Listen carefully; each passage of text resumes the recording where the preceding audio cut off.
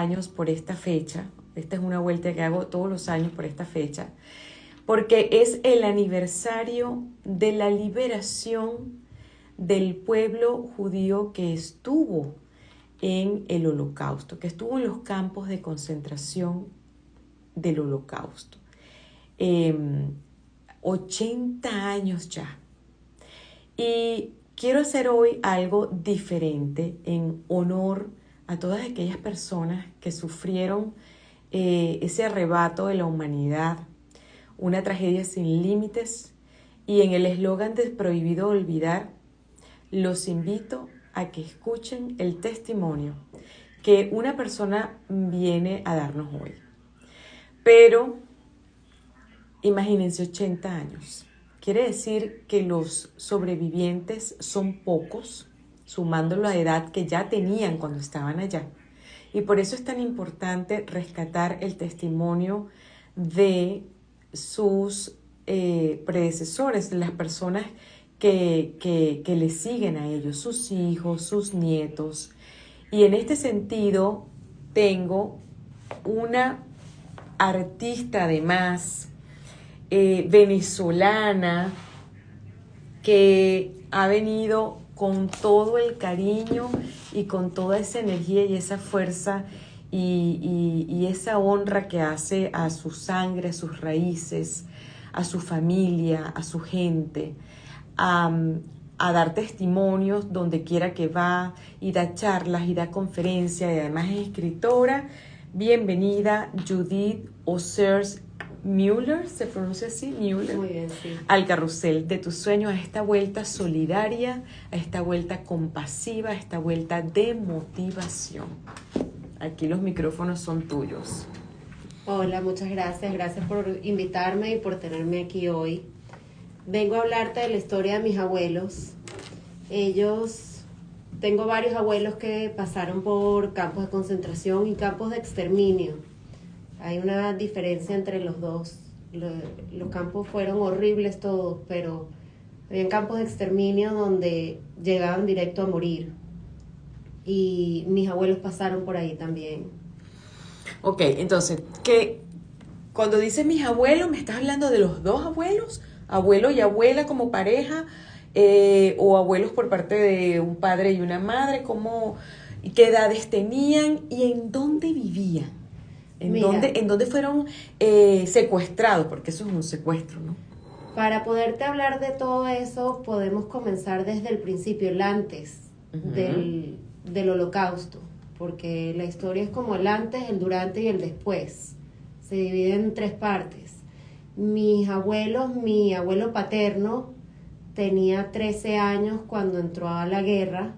Mi abuela paterna tenía 6 años cuando entró a la guerra. Eran unos niños. Unos niños. Cuando tú te pones a pensar las edades que tenían, ellos tenían una vida normal. Eso era, si nos ponemos y nos vamos atrás en el tiempo, en 1930, 1933, mi abuela todavía no había nacido, ella nació en el 35.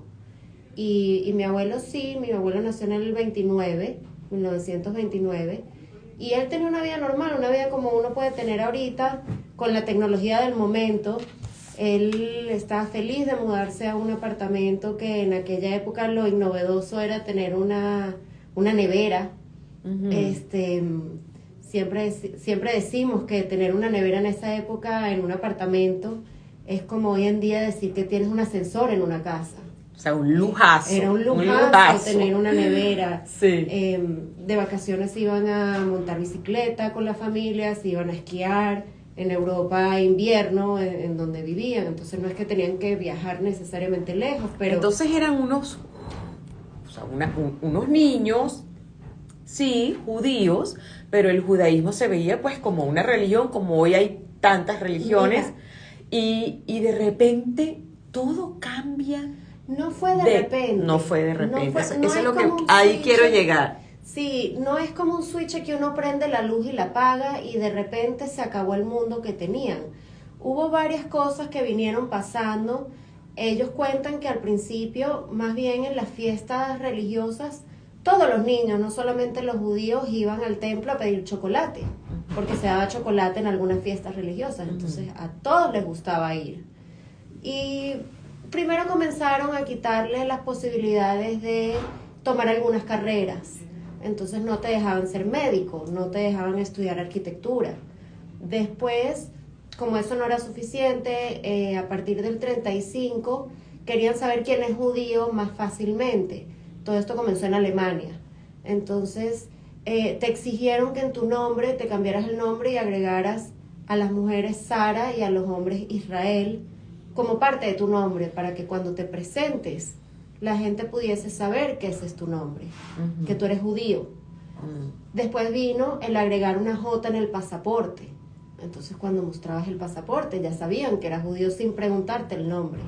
En esa época tenías que llevar el pasaporte como documento, no existía el ID.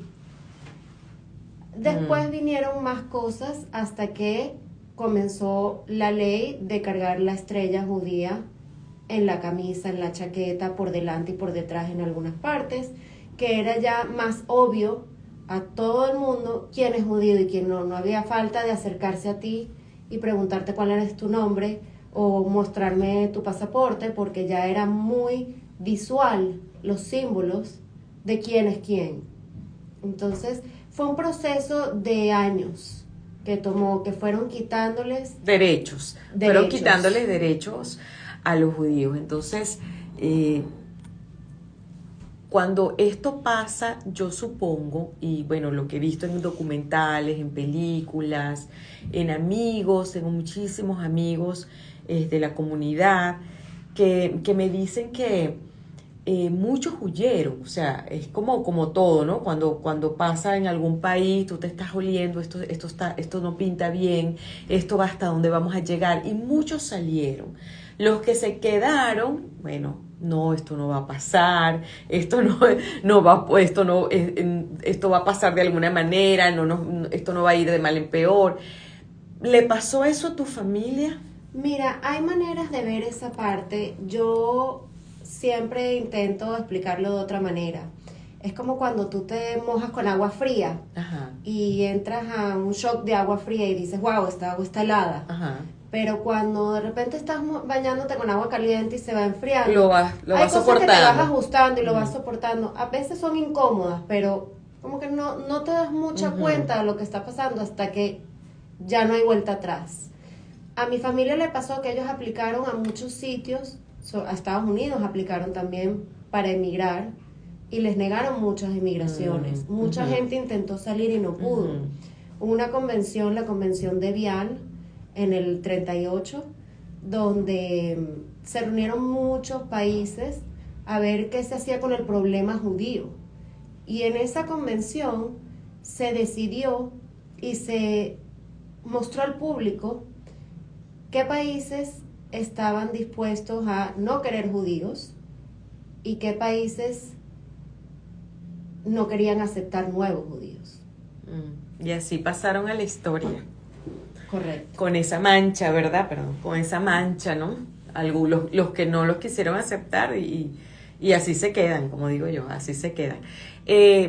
Ok, y entonces, ¿en qué momento y cuáles fueron las circunstancias, si lo sabes, te cuentan en tu familia que fueron atrapados, por utilizar una palabra, o secuestrados tus abuelos para llevárselos al campo de concentración? ¿Cómo fue ese momento?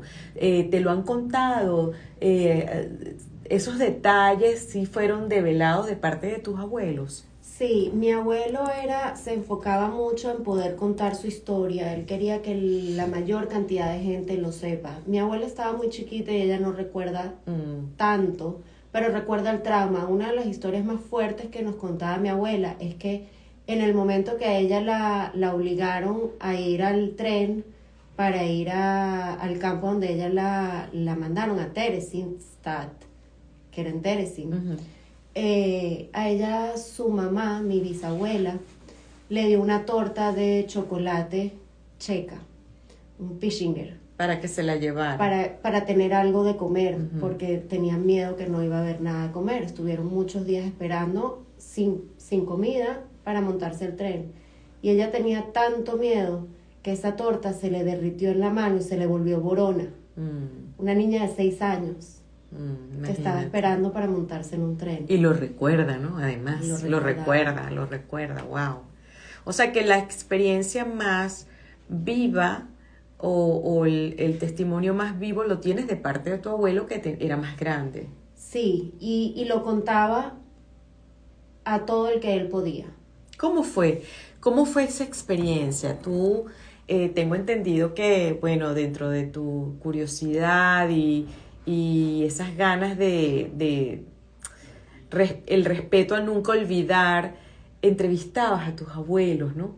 Que te gustaba que tus abuelos capaz que te dieron más detalles a ti que lo que le dieron a sus propios hijos, a sus padres, porque tú tuviste la curiosidad y la empatía con tu abuelo y con tu abuela de hablar de eso. ¿Te comentaron en qué momento o cómo fue eso cuando él tuvo que irse, no sé, se montó en un tren como veo en las películas?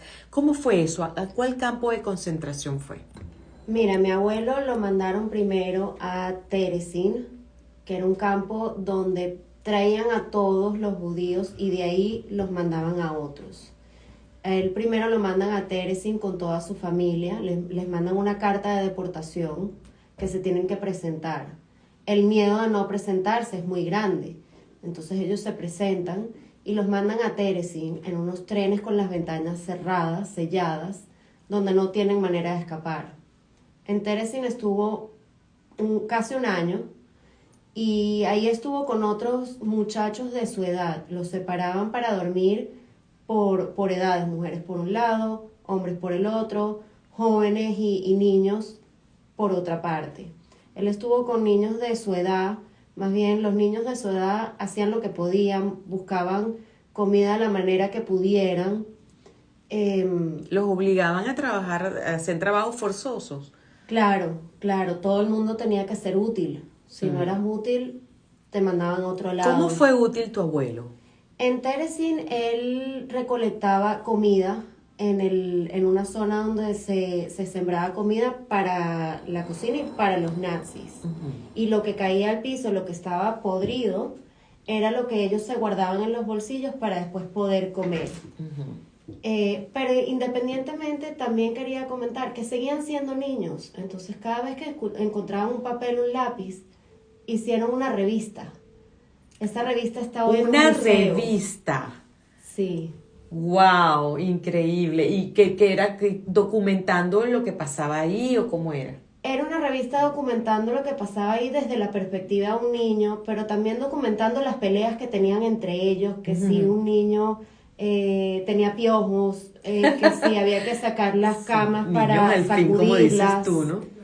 Habían peleas, había una competencia de quién tiene las orejas más grandes, cosas que los traía a la niñez, al ser humano que les estaban quitando, que no perdían esa... La humanidad, no perdían la humanidad, exactamente.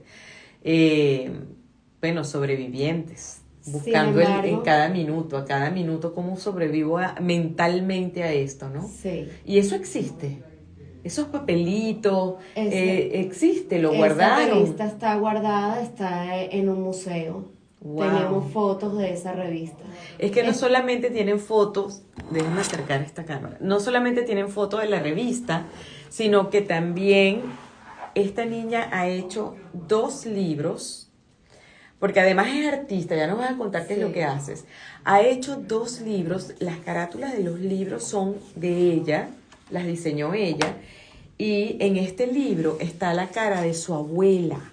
Es tu abuela, ¿verdad? Sí, ese libro es la historia de mis abuelos. Cuéntanos el simbolismo que hay detrás en la portada de este libro.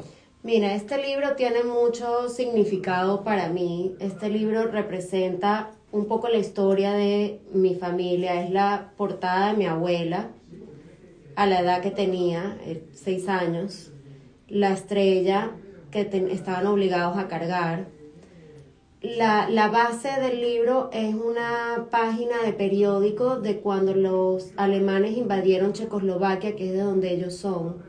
Mi abuelo es de Praga, mi abuela es de Brno, pero los dos de Checoslovaquia. Y invadieron en el 1939. El jardín de Dorita, a mi abuela le encantaban las flores. Entonces ella siempre agarraba flores. Su nombre es Dorit. Sí, y siempre intentaba tener flores con ella. Claro, en el campo no crecían flores. Claro. En la guerra no crecieron flores. ¿Y es un libro de la vida de tu abuela dentro del campo de concentración o...? Es un relato de los dos, desde el principio, antes de la guerra, durante la guerra y al salir. Maravilloso. ¿Y dónde se puede conseguir el libro? En Amazon. En Amazon, señores. Entonces ya saben, Dorit's Garden. Este está en inglés, pero me dices que también va a venir una versión en español, ¿no? Pero mientras tanto está en inglés y me parece que, bueno, si quieres saber un detalle de la historia, yo que me encanta escribir y cuento cuentos, soy cuentacuentos, siempre he dicho que manifestar, ¿no? Lo que pasó, contar el cuento en el buen sentido. Alguien me dijo ayer, no digas contar, es testimonio. Bueno, pero tú cuentas, ¿no? Lo que pasó en el buen sentido. Es la manera de dejar el legado y de que no muera, que no es que no muera el sufrimiento, que no mueran las consecuencias del sufrimiento, que a la final fue la libertad.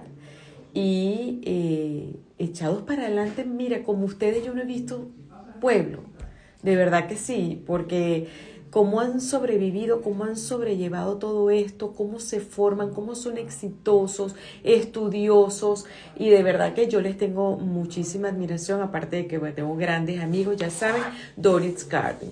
Aquí tengo esto, que me va a seguir contando sobre su abuelo.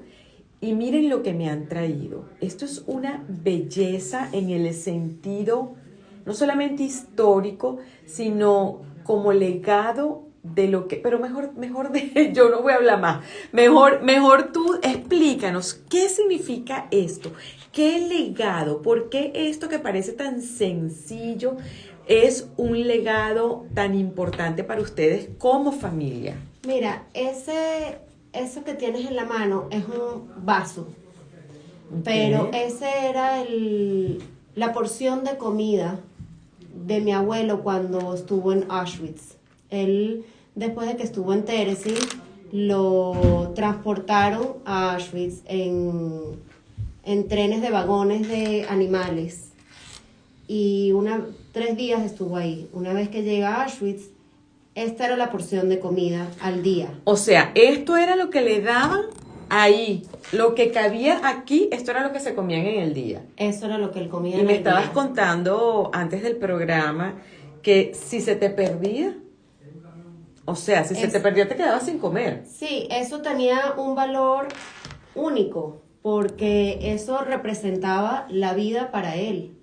En la mañana ahí te servían una agua sucia que parecía café o té, y después te daban en el mismo vasito algo parecido a una sopa, que más bien los niños pedían que les sirvieran la parte de abajo de la sopa para poder agarrar un poquito de contextura. Proteína o algo que tuviera, ¿verdad? Sí.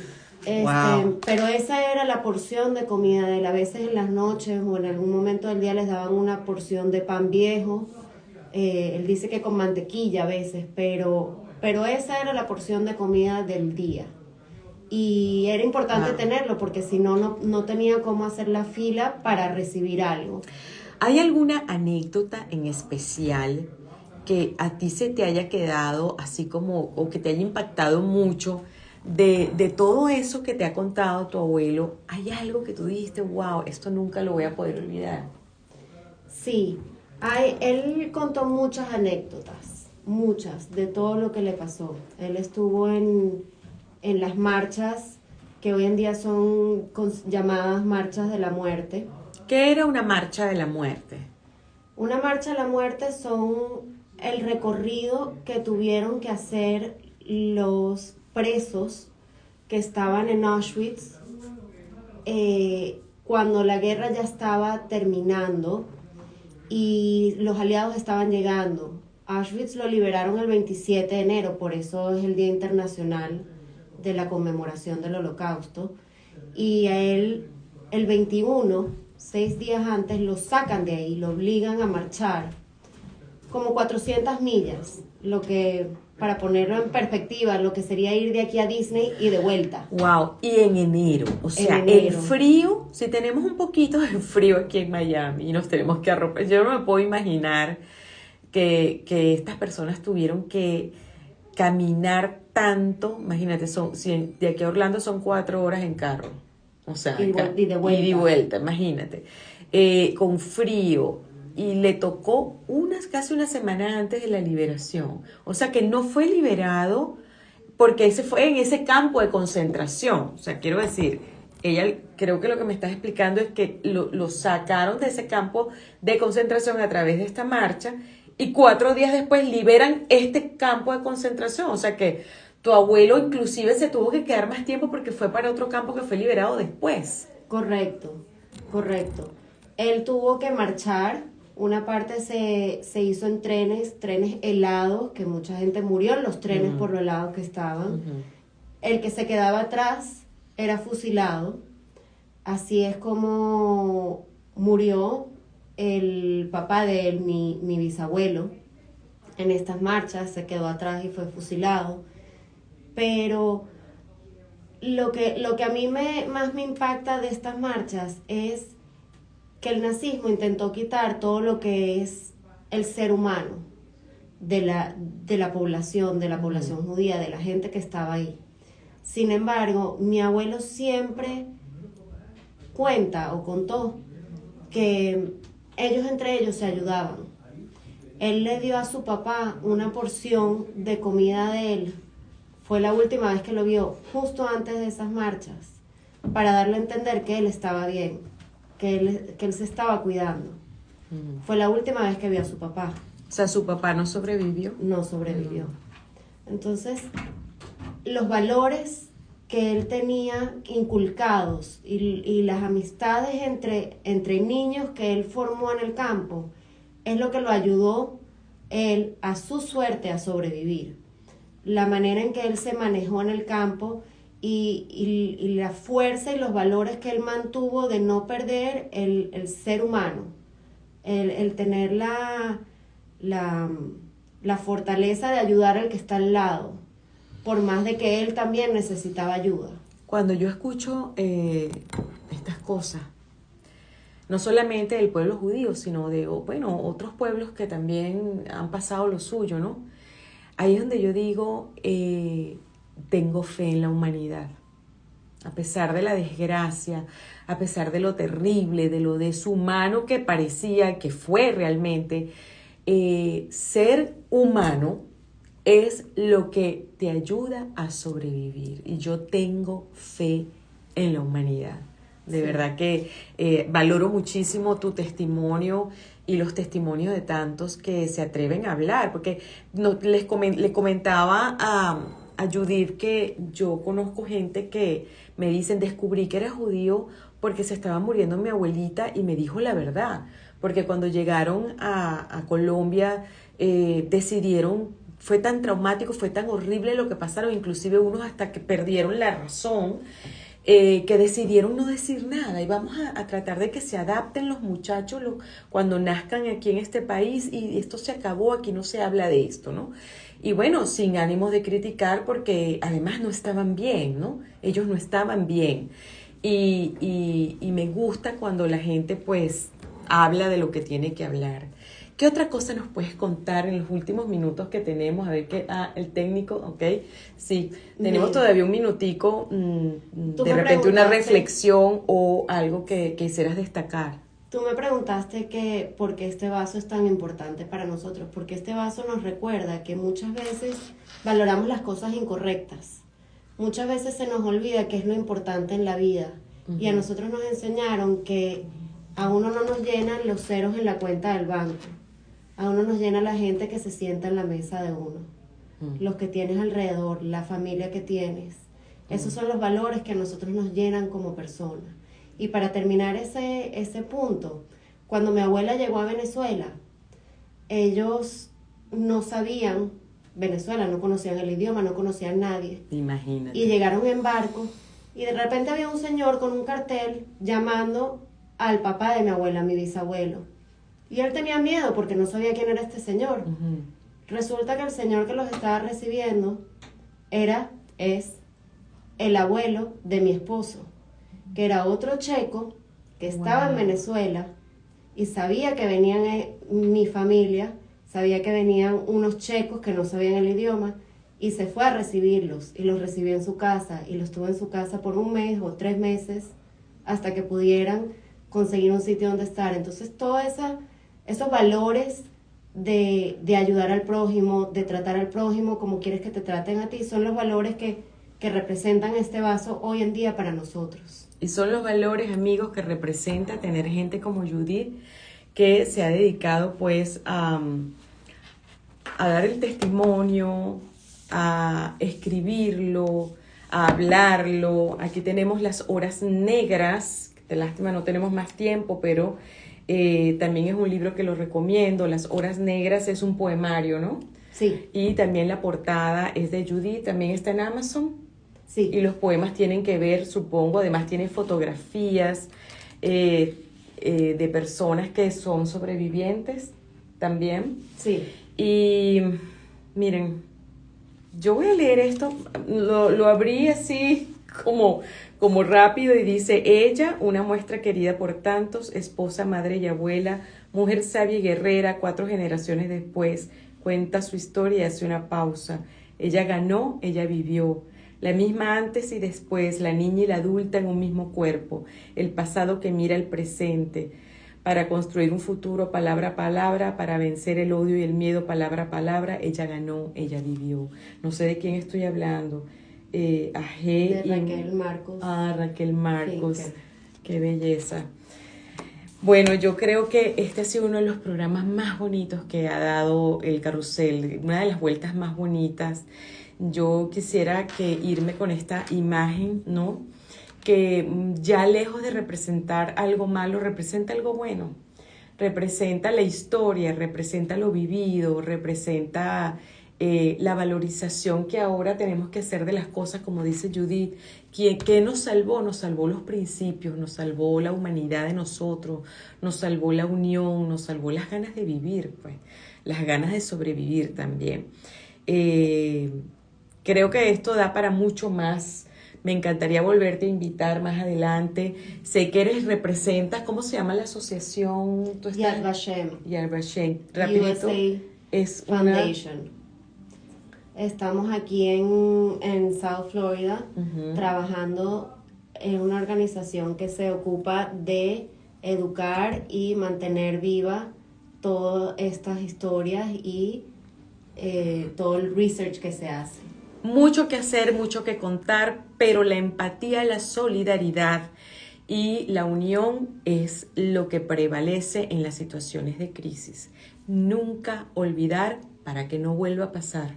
Los quiero, amigos, y los espero el próximo miércoles a las 11:30 de la mañana en su Carrusel de los Sueños por Radio Mundo 1210 AM. Bye. Oye, muchísimas gracias. Mira, esta es una belleza. Ya la adopto. Además, habla muy bien. Sí, está nerviosa. No, qué nerviosa. Habla muy bien. Es tremenda artista, amigos. Miren la belleza que hace. Es tremenda artista. ¿Y qué más haces como artista? Bueno, tengo varias cosas que hago de arte, cuadros y esculturas. Oh, wow. Yo me eduqué en arquitectura y diseño interior. ¿Y cómo te pueden seguir? ¿Dónde estás en los medios? Tengo una cuenta de Ossers Design, que es mi cuenta en Instagram. De Instagram. Ossers Design. Así que sigan a Judith porque es tremenda artista y yo la veo en la radio, en la televisión haciendo de todo. Y a ustedes, amigos, muchas gracias por la solidaridad también, por seguirme y por hacer que estos espacios se hagan realidad. Los quiero y hasta una próxima oportunidad.